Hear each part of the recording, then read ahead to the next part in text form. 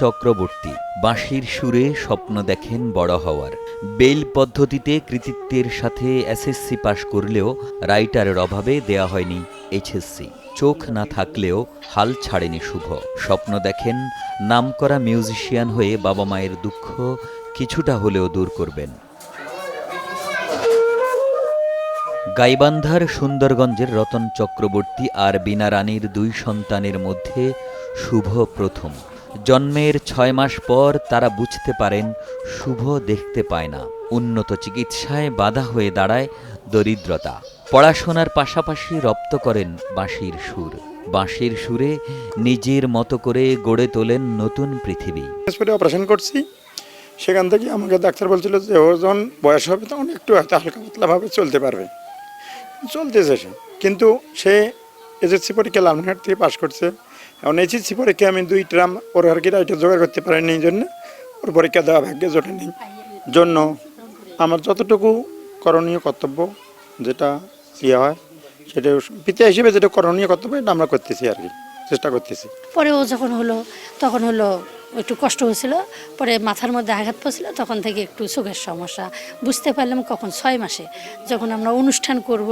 তাতে দেখি বাচ্চা তো বুঝতে পারি না কীরকম হলো।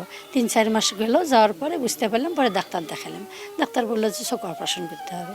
তা বললো অপারেশন করলে ভালো হবে। ডাক্তার বললো ঠিক নেই, দেখতে হবে। তখন ওর বাবা বললো না, ছোটো বাচ্চা বলতে তো পারে না, দেখবো কীভাবে, তা অপারেশন করবো না। পরে অপারেশন করি নেই। ওর বিজয় স্যার আছে, ওর বিজয় স্যারে বাঁশি শিখেছে। আর লালমনিতে, রংপুরে সবেতে ফার্স্ট, বাঁশিতেই ফার্স্ট। আর ঢাকায় যখন নিয়ে গেল, তখন প্রতিযোগিতা দিয়ে ঢাকায় নিয়ে গেল, তখন হলো ওখানে 3rd হলো। শুভর স্বপ্ন পূরণে দরকার সহযোগিতা। তার চোখের চিকিৎসায় সবাইকে এগিয়ে আসার আহ্বান এলাকাবাসীর। আমাদের সমাজে অনেক লোক আছি আমরা, কাউকে না কাউকে কিছু করতে দেওয়ার, কাউকে না কাউকে কিছু সহযোগিতা করতে দেওয়া। এই ক্ষেত্রে যদি এগিয়ে আসে, আমার মনে হয় শুভর যে আশাটা, শুভর যে সুন্দর করে যে বাঁশি বাজানো, তবলা বাজানো কিংবা ওর যে প্রতিভাটা আরও মনে হয় প্রস্ফুটিত হবে। কালের কণ্ঠকে ধন্যবাদ জানাচ্ছি যে কালের কণ্ঠ এগিয়ে এসেছে শুভর প্রতিভাকে সারা দেশব্যাপী এবং বিশ্বব্যাপী জানানোর ব্যবস্থা করার জন্য। আমাদের শুভ খুব বাঁশি বাজায়, খুব ভালো, সুন্দর শোনা যায়, মন ভরে। আমরা সবাই ওনার বাঁশির সুর শুনলাম, উনি চোখে দেখতে পারেন না, আমাদের শুনে অনেক ভালো লাগলো। শুভ পরিবারের বোঝা হতে চান না। সাদা ছড়ি নিয়ে নিজেই চলাফেরা করার চেষ্টা করেন। কারো কাছে কোনো চাওয়া নেই, প্রত্যাশা বেঁচে থাকার জন্য শুধু ভালোবাসা। এভাবে আর কি আসতেছি, মানে যে কোনো কাজ করলে আমাকে আইডিয়ার উপরেই করতে হয়। এখন বর্তমানে আমি যখন পড়াশোনা করি, আমার বাবা মায়ের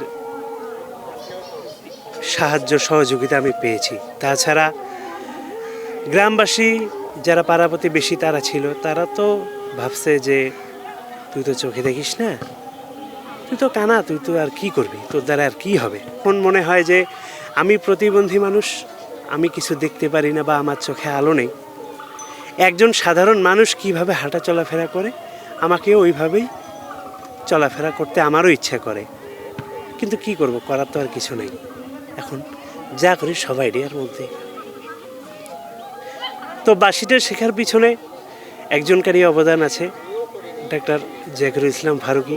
উনি চোখের ডাক্তার, আইডিয়ার আছে, উনি চোখের ডাক্তার। তো উনি একদিন আমাকে ডাকে নিচে, আমি তখন 3 তলায়, তখন তো সরে সরে এগুলো পড়াশোনা করি, তখন তো নতুন। তো উনি আমাকে ডাকলেন যে শুভ কী করতেছিস বাবা উপরে?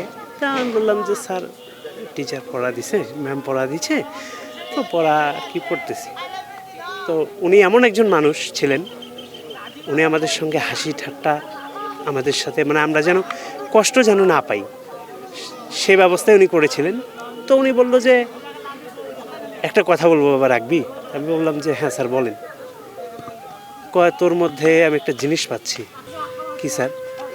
তো বললো যে আমি ভাবতেছি তোর দ্বারা বাঁশিটা হবে।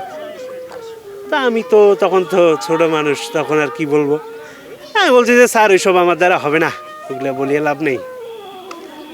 কয় শুভ আমি তোর সাথে চ্যালেঞ্জ করব যে তুই বাঁশি পারবি, তোর দ্বারাই সম্ভব। শুভর সুন্দর জীবন ফিরিয়ে দিতে সবার সহযোগিতা চাইলেন বরিশাল বিশ্ববিদ্যালয়ের সহযোগী অধ্যাপক।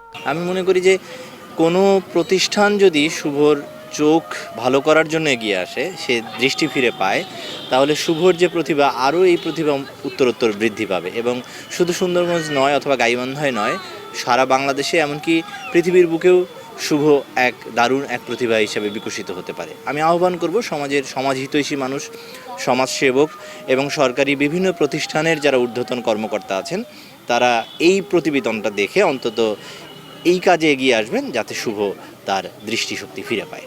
শুভর বাঁশিতে বেজে ওঠে ভৈরবী, কলাবতী কিংবা প্রিয়রাগ, শিবরঞ্জনী। সেই সুরে চাপা পড়ে অদেখা পৃথিবীর বুকে না বলা কথা। অমিতাভ দাস হিমুনের পাঠানো তথ্যচিত্রে ডেস্ক রিপোর্ট, একে আজাদ, কালের কণ্ঠ।